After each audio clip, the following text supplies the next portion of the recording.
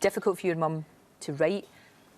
I can't imagine what it was like for you to read it. Have you been able to do that all the way through? I read it before it came out, but I didn't know all of it in the book. Because your mum protected you so much. Yeah. I knew, obviously, the violence, but I didn't know what my mum was going through. I always tried to protect her and by myself, but it never really worked because I was too young. But reading it was really emotional. I don't know how I won't be able to write a book like that and get it all out.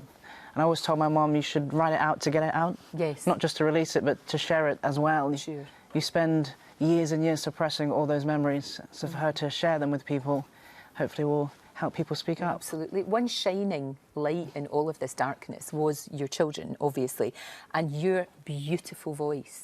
That was the thing, you know, you've got this gift, this amazing gift. And what I thought was also remarkable for the two of you, you went on X Factor, as we know, obviously, came second, and it was only sort of halfway through the process. You didn't talk about this. No. You know the way that people talk about the fact that Sob the back... stories. Yes, yes, and this is so much more, you know, that's so much more than that. But you didn't, but obviously... No, it's public access to Crown Court information. People found out. People found out they did. Were you ever worried? Because he's still out there. Were you ever... I mean, I know he was jailed, but he's still out there. You have to stop living in fear because... I was told not to go on X Factor, and that's 5 children not living their dreams. Yeah. Because you were worried that he might come back into your life and it would all start up again and maybe we were hurt supposed to take grave names in Australia and just completely let go of all our friends and family.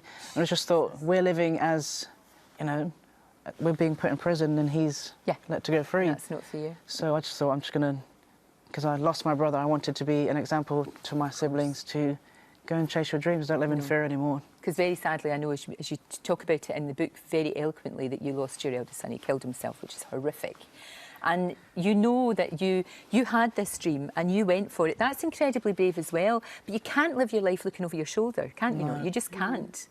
You've got to, you know, you've got to just do what you want to do. You can't go to work, you can't function properly at school. There are so many things that just limits you doing. Yeah. I think for my mum, just to, as an artist, as a writer, as a poet... Yeah, because you're very creative. Your poems are in here too. Yeah. You're obviously a very artistic woman, and you've passed that on to your kids. Yes. You have passed that on, and that's why, you know, you're doing so well. You must be so proud of him to come through all of this. Absolutely. And to be such a delightful young man. I always say that you're a credit to your mother.